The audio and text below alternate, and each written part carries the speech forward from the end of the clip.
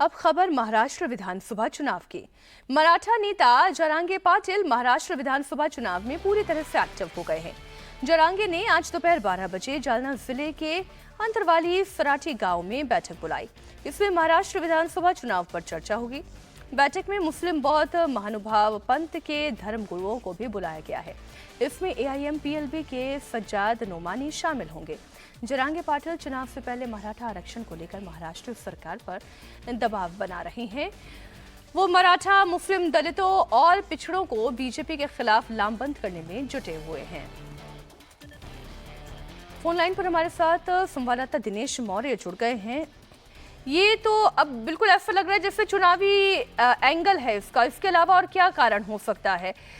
मतदान से पहले इस तरीके की बैठक करना, मीटिंग करना, दबाव बनाने की रणनीति तैयार करना, और जरांगे को सीधा सीधा AIMPLB का साथ मिल रहा है।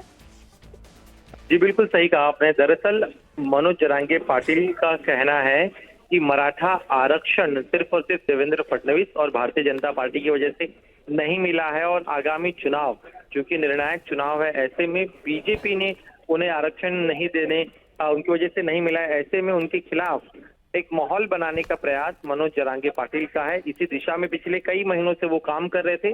उनकी स्ट्रैटेजी लोकसभा चुनाव में कामयाब हुई थी, जहां पर करीब 7 सीटों पर महायुति के उम्मीदवार हार गए थे, और अब विधानसभा चुनाव में मराठवाड़ा, जहां उनकी सबसे ज्यादा पकड़ है, वहां पर 46 सीटें हैं।